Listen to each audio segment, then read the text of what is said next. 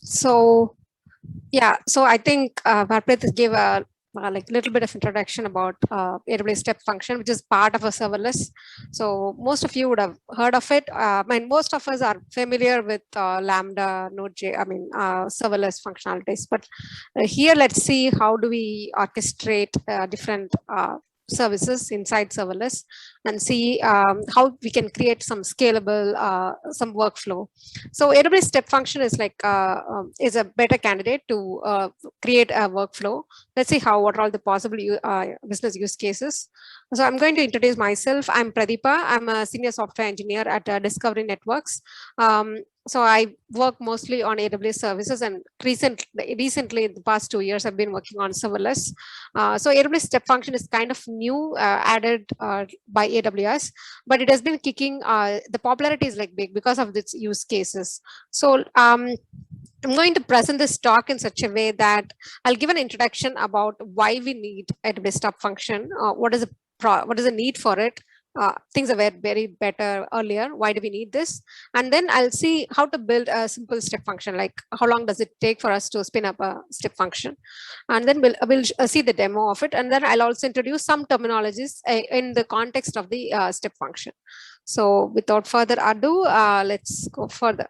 So, I mean, microservices is the common terminology which we have been hearing a lot around our technology, right? Software engineering. So we know that each microservice, we know that it's a single responsibility model. Each thing will do its own service and then it'll deploy on its own. So in the AWS terms, what we can think about is like a Lambda function which performs a single function. Let's say you make an order, you insert into the DB, and then you complete the order, and then you trigger someone else. So we have individual Lambda services, but things get very complex when you have too many Lambda services doing too many functions. It's very difficult for us to coordinate between them. Usually we build event-driven architecture wherein we will say like, hey, when some file is being dropped, some image is being dropped in S3 bucket, you trigger an event that creates a thumbnail. So normally we do in this terminologies like an event based architecture. Like if you have a DynamoDB, you can also have like on the insert of the record, you can have a trigger. So this is the event which we are all working on. But think about this. You have an S3 event, and let's say you process something, and then you want to insert into DB, and then DB will create a Lambda, and then there seems to be a kind of disconnection between happening, right? For example, let's say you wanted something like a batch processing or a ETL job. There's no event triggered. You wanted to run as a like a scheduler or something. That's how we normally give like a CloudWatch scheduler, like a what do you call like a cron job, right? Which we do it. But if you have too many applications, like if an event is listening to one event, one Lambda or one thing, it's easier. But if you wanted to cascade all those things together, it's kind of a bit complex because you can't visualize it because it's like different people are doing with different things. So how can we orchestrate it? We can have like 100 functions. How do we know that after this is being completed, after this is being done? So how can we orchestrate this? So that's when AWS Step Functions came into picture. So it's not always you wanted to have an event driven. Sometimes you have to take a moment and see there might be a workflow that has to be needed. The most common use case which I have seen is like people wanted to build a pipeline on top of a step function. They will have a Lambda, they will trigger a code pipeline, but then meanwhile they wanted to do some config changes, and then they'll come back and then they do that. The code pipeline is like defines it, but people also use that. I mean, it's also to think in terms of the other way, right? Like we have to have a series of steps to do, then you can always choose for step functions, but there is no I mean, I mean, it's an imagination. There is no limited use case for it. If you want to have anything to fit into this architecture, what are all the serverless services you have, be it SQS or SNS, or now even Bridge is being integrated with this. So there are so many serverless services that are being integrated with it. So you can orchestrate everything together, and then you can create your own workflow process. The best use case I could say is like a incident ticket creation or something. Let's say someone creates an incident, like credit card application form or something. So it has to go through a different flow. So you can have something like create accept this form, and then someone who is processing it, and then they insert this record into the DB, and then they wait for an approval. So it takes some amount of time, and everything can be orchestrated with this, and then each one can be performed and then deployed separately. As we know that is a Lambda, then you can only process I can only make changes on that particular function. So why do we need this? I mean, we can also build, we can, you know what, before step functions, what we are doing, we're actually chaining our Lambda. Inside your Lambda, what you will do, I'm done this function. So let me call my next one, right? So I'll chain the Lambda. In that case, what you have to make sure is like, we have to make sure the error, like what if that Lambda timed out, right? This chaining will never happen. So how are you going to handle this, right? And also, let's say there is an input Lambda that performs some function. You want to filter only certain parameters. Let's say you want to do 2 different functions at the same time. You want to delegate this function to some 2 different functions that has to perform at the same time. You want to process the record, insert in DB. You want to also send a message to the queue for further processing and all the stuff. So the things get complex, and everything will be inside your code. What if there is a way that you can just plug and play? So step function comes with a built-in error handling. So if you define something, you will know that this step fails, and then you can very beautifully handle this error. Let's say if this task is timed out, you go to the notification service. There is a notification service that will inform you that, hey, so and so step had failed. Then it will be very easy for us to go and then fix that thing. And the other one is the amount of code that you have to write. Imagine we have to write a code, like let's say there is a state management is there. We want to pass these parameters and then filter this out. I'll show you how easy it is to write this small step function. You can filter certain parameters. You can define the JSON structure, how it's being passed through, even though what are all the things that you can collect. And also there is a, like I mentioned, like if there is a task failure or if the task timed out for some reason, this will be handled as part of the step function as a whole, and that it is very easier. And also, if we can think about like retracting this, let's say, right, for example, let's say there is an order placed, then we I'm just thinking of an e-commerce example, right? There is no inventory, there is no stock available. So this has to retract back. How are we going to do that, right? So we can directly build a pattern in such a way that if this fails, you go to the previous step. And then in the previous step, if you see that if it's coming from the so-and-so function or so-and-so Lambda, it's retracting back as a reversal thing. Then you go back to the previous step and then reverse it. So this is kind of written with very less code, the entire workflow. So it's easy to visualize and easy to maintain. And then any particular developer or any particular user can pick only that and then work on it. So it will get very easier once you get used to it. Even I would say, like, for example, let's say if you have too many things that are cascaded into different functions, I mean, if into the same function, you can split it out if it performs a different responsibility. So it's easier. For example, let's say after Lambda, you have a notification service, for example. That's what we did in our one of the use cases. It was very helpful. Like you build one service, one Lambda that only notifies a Slack message or something.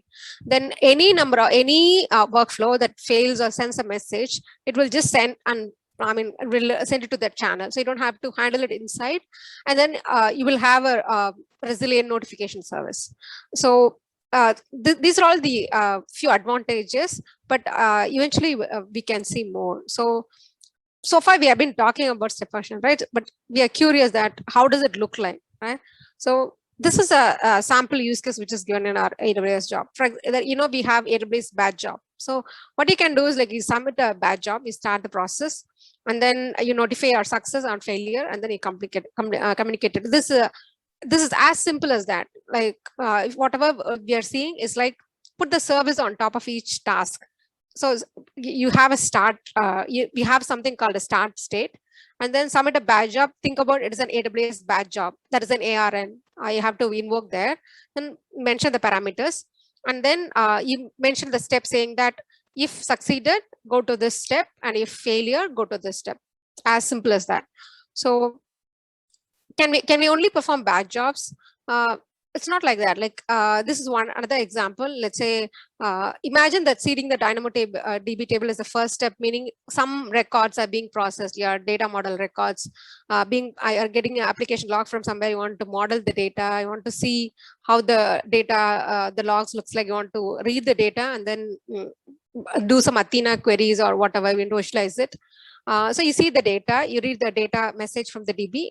Want to push to the queue until the data set is complete. So this is another example, right? This is something like you wanted to repeat the step again and again. Earlier we saw the linear flow, one going to the other. This one is like there is a loop. You wanted to go back to the previous condition until this data is depleted. So once this is done, like when the item size is 0, then you can say succeed and then you will end. So I've just given one example, one with linear and one with non-linear, but there are multiple ways. You can have any number of tasks. There's no restriction to it. I'll say what are all the things that we have to think about when you add more number of tasks. But let's say these are all the terminologies in terms of step function. So the entire workflow, what we saw, this has been called as a state machine from the start to the end. What are all the definitions you have mentioned? It is called a state machine. So it is being defined in states language, which is like similar to YAML, I would say. We'll see it in a bit. And then we have different type of states. Like for example, if you see here, you have a start.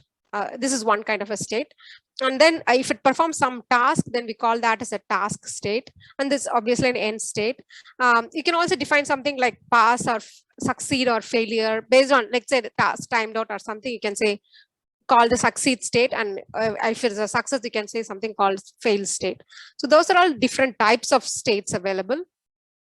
Like I mentioned, there is a task called parallel, which is like if you want to have same input payload and then you want to process something multiple. So you can have something called a parallel task. Again, inside the parallel, you will have the task defined. What are all the tasks to be defined? And what is the transition? As the name says, like how does the task is being transitioned from one to the other? So normally it says like when we define some task, we'll say what is next task. So that's the transition. Execution is the entire how we are going to execute this state machine, the entire workflow. So let's see what's a state machine. This is what I mentioned, like it's a very linear one. Like if you look at this, I've just given a type as pass, meaning it does not do anything. It will just pass the result, whatever this is being here, it will pass to the next step. So what this defines is, let me get the marker. Okay. So what this defines is like, this is the entire state machine. This is a comment.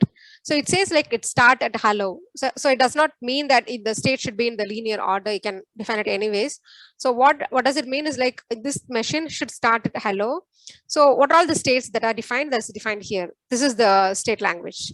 So here if I say hello, and then I have to define what is this type? Is it a task? If it is a task, what is the ARN? What is the task am I executing? And then what are all the parameters that I have to send to? What is the result of this particular task? So what I can do is like after, let's say Lambda executes or something, or the SQS messages pass through, I can filter the JSON structure and then pass to the next step, or I can just send the entire structure. And then what does it say? It says that the next step is called world, meaning after execution you transition to this state called world. And then here it says like end equal to true. So until it sees this terminal state called end state, it keeps on executing, and then the state machine will be called valid only when there is an end state, or there are some terminal states. For example, if it's a success, I can define this as a success and then you can end it, or you can define that as a failure and end it, or you just call the end task. So we're going to see what are all the different type of states available. So one is this past state, which we saw before. So what does it mean is like, let's say, for example, I'm executing this task and I'm sending this as a parameter, input message equal to home or something. So in this result, this will add this message, whatever it receives. Like, so I'm sending this as input message as home, and then there is a pass message. This is a pass, so hello. So in the output, what you will get, I mean, what is the input parameter that world will receive is this. I think there is one more result. So inside input message, there will be another parenthesis and pass message. Yeah, I think there is a mistake, but these are all the parameters that will be passed through. So I can filter what are all the payload that I can pass through. So what is the other type, right? We saw what is a past state. What is the other type? I can call this like I have to mention, I mean, if it's a task, like Lambda or something, I have to mention that as a task. All the other all the, let's say it's SQS or DynamoDB, we had to call that as a task, but then you had to mention what is the type of task, like what is the ARN that I'm going to execute. So this is a Lambda ARN, then I have to call what is the next. So basically you don't see much difference. If you don't filter any information like what is the result payload that has to transition to, it will tell the entire, it will send the entire payload. So wait, say for example, if you want to wait for some task to complete, you can also add a hard wait. It's like 10 seconds or 5 seconds or something. You can add a hard wait, so it will actually wait for some time before it executes it. Yeah, I mean, I don't. Cases where wait, there are also some tasks wherein you can complete the end the task and then you can have a scheduler to execute it. So it's up to us to define what the only advantage but where you could see here is CloudWatch scheduler runs every minute. That is the smallest scheduler that it can run. Say you don't want to wait for a minute for the next task to run. If you just want to wait like in seconds, you can use this hard wait. Yeah, this is a parallel task. Parallel task is something like I mentioned, like again, you have to mention something called my task is of type parallel. And then I have to mention what are all the different, I mean, what are the branches inside this parallel task.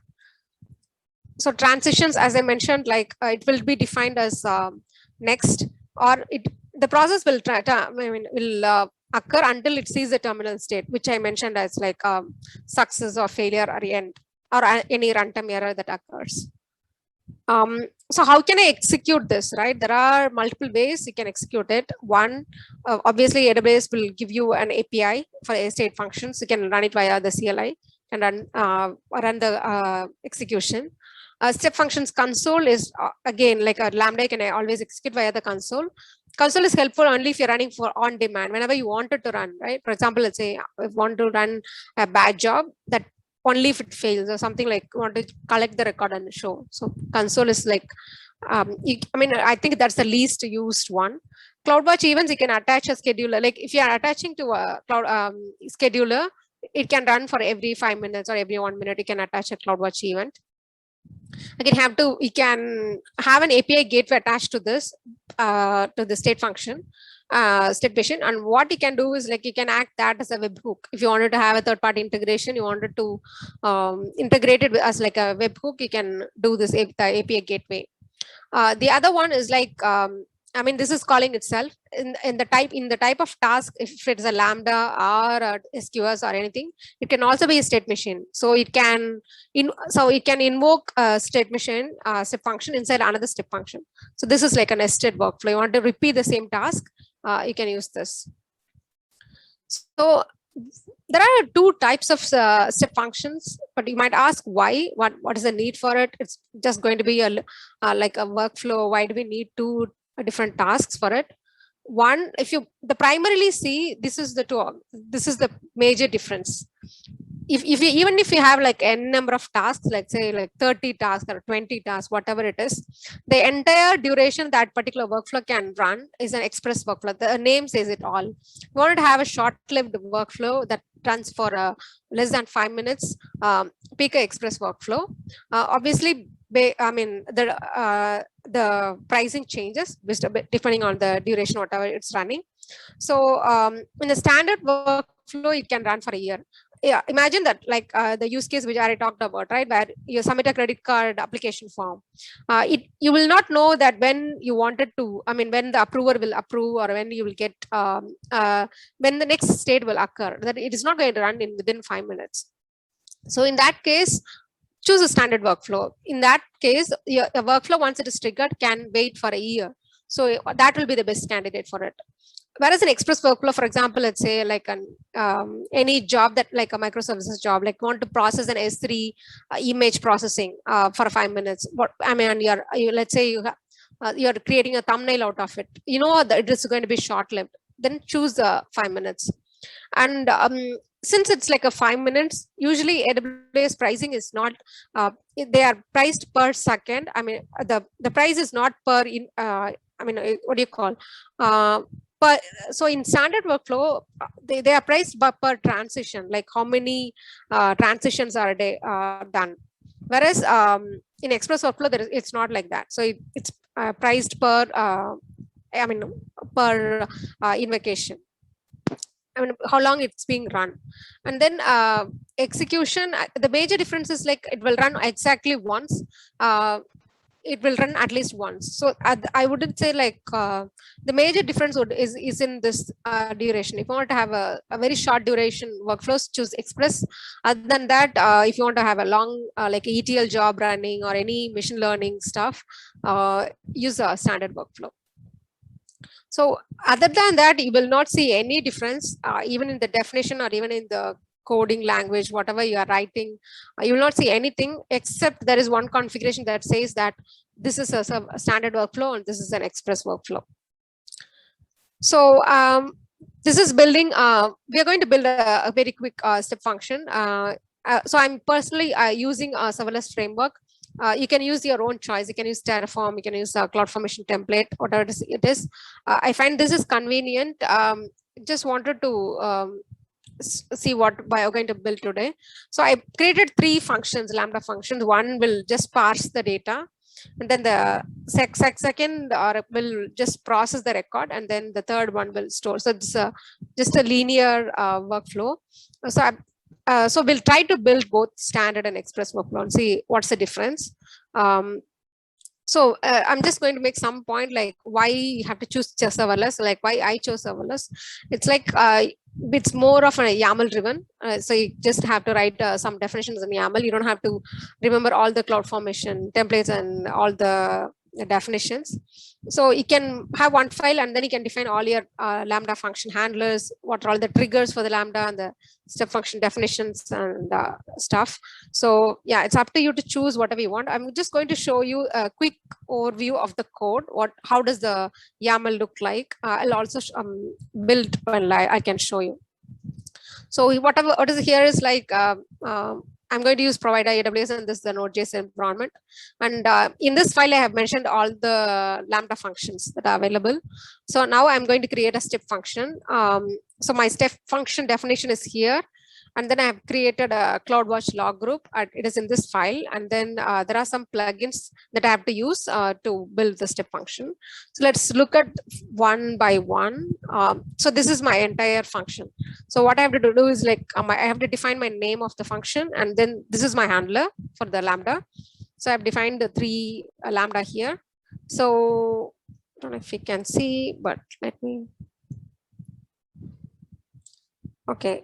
So yeah, so like I mentioned, this starts at parse, and then these are all the 3 different tasks, and one will transition to the next. For example, type task, this next is process, and then next is store, and then next is done, and then I have to define some logging config for the CloudWatch logs. So this is what defined here. So I've created only one as in the screenshot, but I have managed to copy the same and then try to create same for Cloud Function. So let me do one thing. Let me show you the code here. So yeah, like I mentioned, like these are all simple handlers. Just pass this on input and process. So what I did before the demo is I created 2 workflows. One is Express workflow and the standard workflow.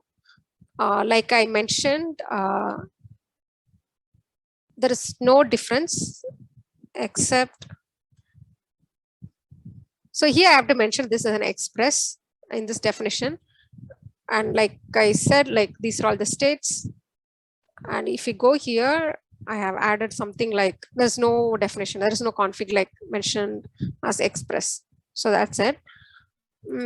So what I'll do first, I'll run through the existing ones, whatever I've deployed.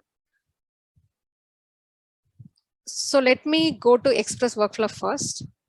So as you can see this this is step function AWS console. You can see when it is created and then what is the type, express and standard. So let me open express workflow.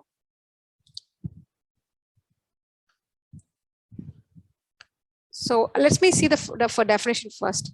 So this is a definition, right? These are all the 3 Lambda functions that I mentioned here, and then with start and end. So this is the definition. It has been here, and some monitoring you can see. I ran it once, so you might see something. Okay. Okay. So this gives you an idea of whether success is failure, how long it's been built and stuff. So let's do one thing. Let's go and execute it. So I'm going to start this. I'm going to start from the console. So let's say I'm going to say Serverless Singapore Express workflow. Okay. I'm going to start it. Express execution is happening. Okay. So if you look at the so it started with my comment, right? Event comment, Serverless Singapore Express workflow. And then the first event it passed through was parsing. And then the next event was processing. And then the next event was storing. So you can see the event here. So it cascaded everything because I didn't filter anything out. I didn't define anything as a result. So if you look at this code here, there is something I want to show. They have built this very few months back. Say, for example, let's say this is your input, right? Let's say this is my state input, one of the tasks. So these are all the values that I'm receiving. Genre, function, string, JSON, everything. So how does my input path look like? Is like this.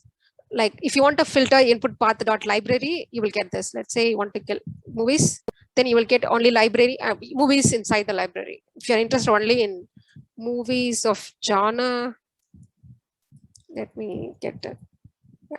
So I get only crime. So this is how normally we extract the data from the input and then we process it. Let's say I preserve this value so that I can show you how does it cascade it.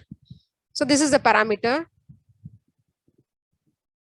Let me say next. So I can add my own functions, right? Like I mentioned, like dollar movies or something. And then here I'm adding some static value, like just a string or something, just filter from the previous one. Now what happens is like the result will have what are all the things that I have passed through. This is the header it will add, and then you can select. So this way you can actually filter your record, like what are all the things that you have to pass through, because you have too many transitions happening. You may not be of interest of the previous states. You may want to have only your just your previous state and not all the states. So this is how you can debug how to narrowly extract the results set. So yeah. Let's go back to our state machine. So what we saw was express workflow. I'm going to do the same thing for standard workflow. We're going to see what's the difference. The definition is going to be the same. It's the same, right? So let's execute it. Okay.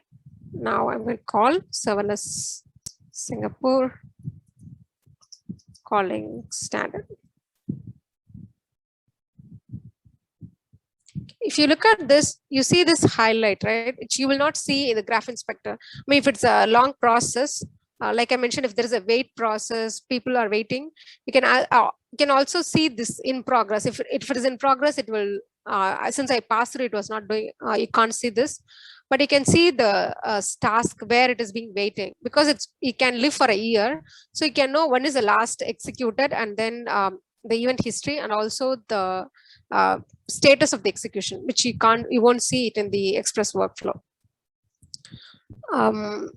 Yeah, so this is the standard workflow and express workflow. What I did was, let me do this thing. So what I did was I just added some fake state, like this is a pass state. I'm just going to pass through the state. So let me deploy this. So this is an extra step I'm adding here in standard workflow. So what I'm going to do is let me deploy this.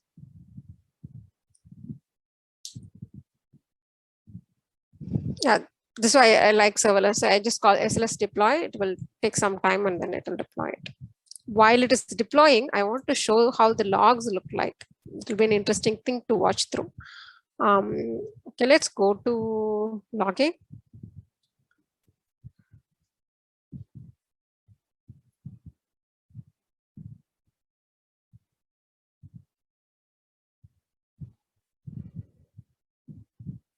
Okay, this is the latest one. So if you look at this, these are all the states that are different states that has been going through. For example, the entire workflow had 17 steps. And so this execution is starting, and then this is the task that are being entered. This is a value. And then the task is being scheduled before it's being started. Although we don't see any difference. So these are all the different transitions that's happening.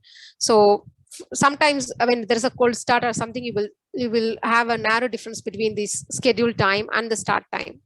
So this is a scheduled function, and then it starts, then executes it, and then exits it. So we can find it like it's very easy to debug, right? For example, let's say there is a failure or something, you will know that in the entire step functions workflow, what has happened. So it's very easy to debug. Then normally what you have to do is, like, let's say if the Lambda function failed here, we can go deep dive to the Lambda functions logs and see what went wrong. So this is something I want to show to see how the different states. So I can see the function is deployed. So let's go back to our step function and see if we have added the new state. So last deployed, creation date. Let's go inside. Let's see the definition. Okay, so you can see this, right? So adding a task is like as simple as that. Just if you just have to develop a function or anything, just hook it into this pass-through state. So here, what you're going to see is an interesting thing. So, okay, added pass state. Let's execute this. Okay. If you see this, this is the execution output. In the earlier, before I added this pass through, right, what we saw was like all the result set of the previous executions. Why this is not happening? Because let me show you the code.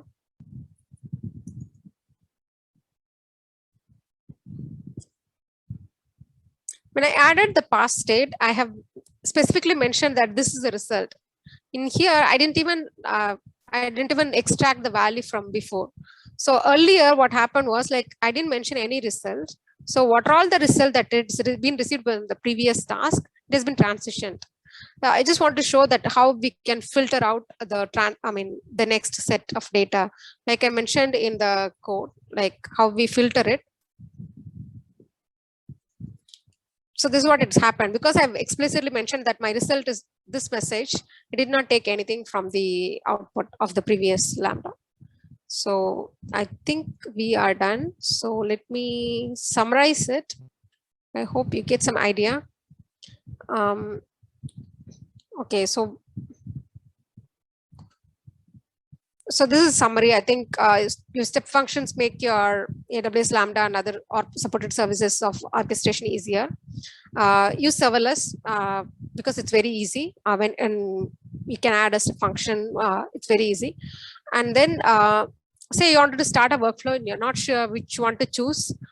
Go for express workflow, because that is like, it will not fail unless you're working on an ETL job that takes more than a long time. If you're sure, like within 5 minutes, I want to try something new, try with the express workflow, because you can easily visualize what you're seeing it, and then you can extend it.